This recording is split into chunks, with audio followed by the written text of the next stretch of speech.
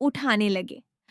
थोड़ी देर बाद Saima aunty TV lounge में आ गई तो मैं उनसे कहा, आंटी मैं थोड़ा थक गया हूँ, सफर की वजह से थोड़ा आराम करना चाहता हूँ। तो आंटी साइमा ने अपनी बाजी को आवाज दी जो कि अपनी उम्मी के कमरे में बैठी थी।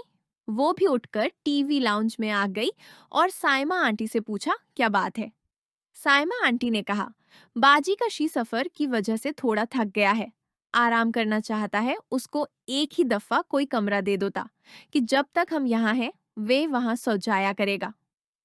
तो आसमा आंटी ने कहा, साइमा उसको ऊपर वाली स्टोरी है, ड्राइंग रूम के साथ वाला कमरे में ले जाओ, वहां ही सो जाया करेगा। क्योंकि जब से अमी की तबीयत खराब रहने लगी है, ज्यादातर नाजी नीचे ही अमी के कमरे में सूती है, उसलिए उसका ऊपर कमरा खाली रहता है, वो कशी को दे दो। साइमा आंटी ने कहा, ठीक है बाजी, और मुझे लेकर ऊपर चली गई और मुझे कमरा दिखा दिया। वो कमरा बहुत अच्छा सेट हुआ था, संगल बेड लगा हुआ था और उसमें एक कंप्यूटर टेबल और उस है कंप्यूटर पड़ा हुआ था। मुझे लगता था शायद वो नाजिया इस्तेमाल करती थी। फिर आंटी ने कहा, काशी तुम यहाँ ही 2 या 3 दिन रहोगे कमरा, ठीक है न? मैंने कहा, जी आंटी जी ठीक है। फिर वो चली गई।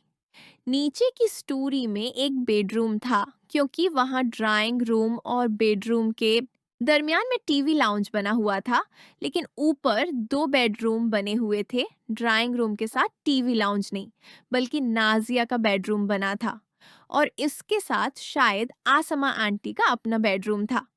मैं फिर बेड पे लेट गया और पता ही नहीं चला, थकन की वजह से नींद आ गई और सो गया। कोई 5 बजे टाइम था। जब मुझे कोई जगा रहा था, मैं करवट लेकर उठा तो देखा नाजिया मुझे उठा रही थी।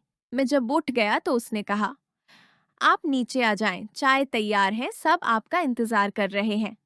मैंने कहा, ठीक है, मैं मुंह हाथ धोकर आता हूँ।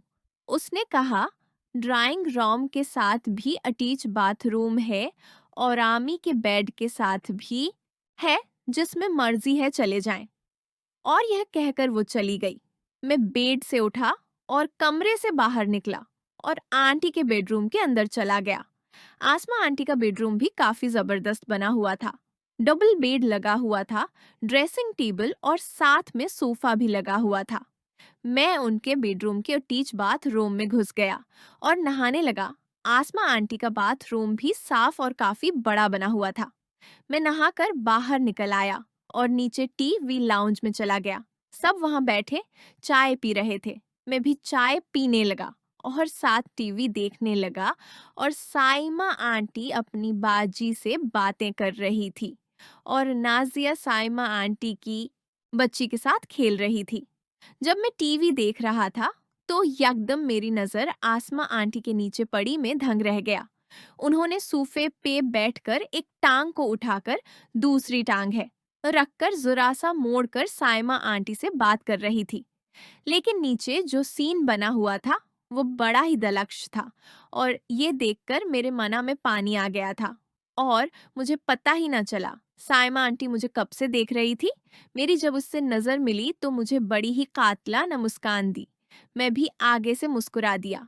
फिर वहां पे बैठे बैठे काफी देर हो गई थी। दरमियान में आसिमा आंटी ने मुझसे मेरी पढ़ाई और मेरे घर के सब लोगों के बारे मैं भी पूछा। मैं उनको नॉर्मल जवाब देता रहा। फिर वहां बैठे बैठे ही 7 बज चुके थे। फिर आसमा आंटी ने नाजिया से कहा, नाजी बेटा, रात के खाने की तैयारी करो। और साइमा आंटी से बोली, साइमा मैं जरा ऊपर जा रही हूँ, मुझे स्कूल का कुछ काम बाकी रह गया था, वो खत्म करना है। फिर मैं 3 दिन फारिग हूँ, उसके बाद मिल बैठकर खुली गपशप लगाएंगे। साइमा आंटी ने कहा, ठीक है बाजी, आप अपना काम कर लो, मैं नाजी के साथ किचन में उसकी कुछ मदद कर दूं। और फिर आसमा आंटी उठकर ऊपर चली गई और साइमा आंटी और नाजिया किचन में चली गई। जाते हुए साइमा आंटी ने कहा, काशी बेटा, तुम जरा छोटी के साथ खेलो, में थोड़ा किचन का काम करवा के आती हूँ। मैंने कहा, ठीक आंटी जी, आप जाएं, कोई मसला नहीं है। और फिर मैं आंटी की बेटी के साथ खेलने लगा। खेलते खेलते पता ही न चला 1 घंटा गुजर गया और साइमा आंटी दोबारा टीवी लाउंज में आई और मुझे से छोटी को ले लिया और सोफे पे मेरे साथ बैठ गई। नाजिया अभी भी किचन में थी।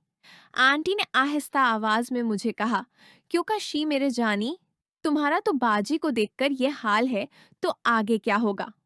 आंटी ने आहिस्ता आवाज में मुझे कहा, क्योंकि शी मेरे जानी, तुम्हारा तो बाजी को देखकर ये हाल है, तो आगे क्या होगा?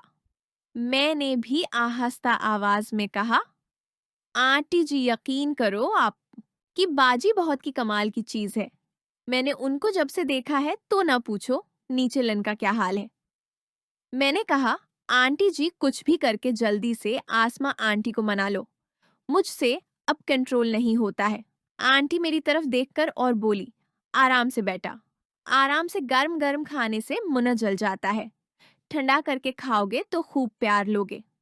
और फिक्र न करो, आज रात को मैंने बाजी को मना लेना है और हो सकता है आज रात को ही तुम्हारा काम करवा दो नगी, या कल तो लाजमी करवा दूंगी। फिर नाजिया भी टीवी लाउंज में आ गई और आकर सोफे पे बैठ गई। आंटी साइमा अब खामोश हो गई थी।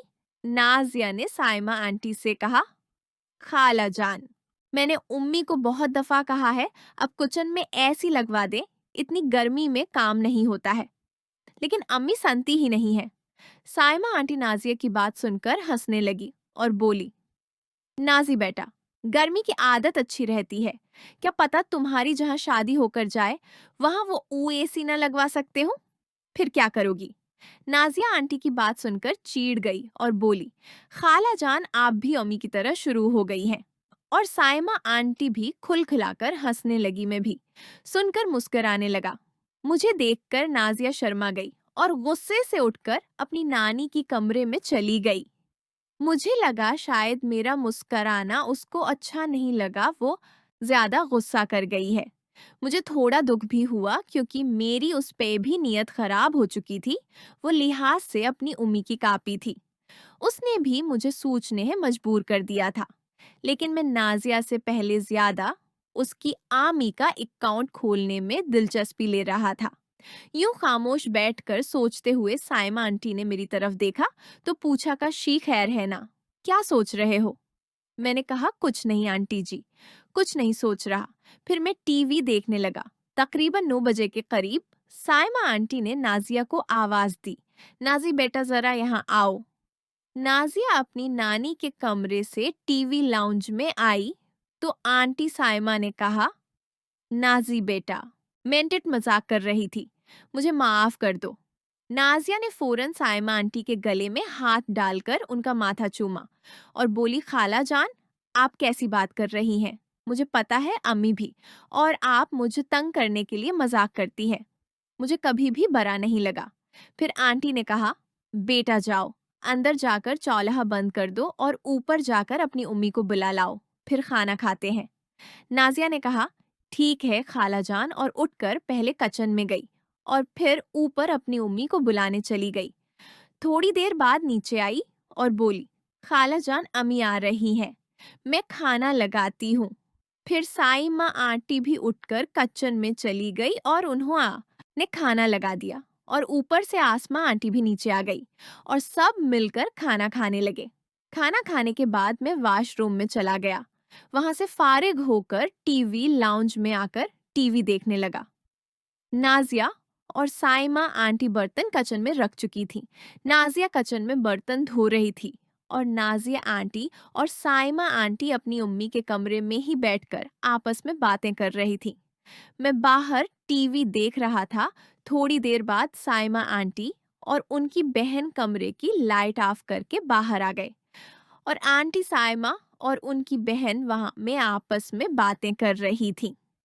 नाजिया भी वहां आकर छोटी के साथ खेल रही थी। मैं टीवी देखने में ही मशगूल था। फिर मेरी नजर घड़ी पे गई तो 11 बज चुके थे और साइमा आंटी की बेटी नाजिया की गोद में सो चुकी थी और नाजिया अपने मोबाइल है शायद कोई गेम या कुछ और कर रही थी और साइमा आंटी और उनकी बहन बातें कर रही थी।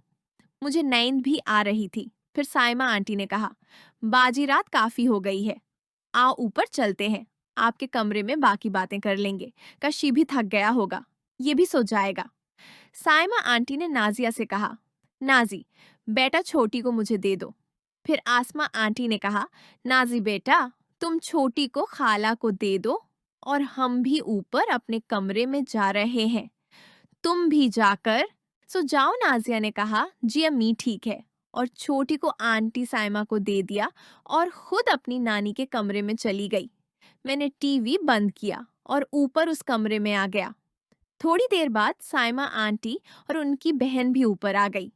मुझे उनका दरवाजा बंद होने की आवाज आई। मैं बेड पे लेट गया और सोचने लगा, हो सकता है अब साइमा आंटी अकेले में आसामी आंटी से बात करेगी, और अगर उनको मना लिया तो शायद आज ही काम हो जाए, नहीं तो कल ही होगा। मैं बस उन्हीं सोचों में गुम था कि मुझे नींद आ गई और मैं सो गया। रात का तकरीबन 1 बजे का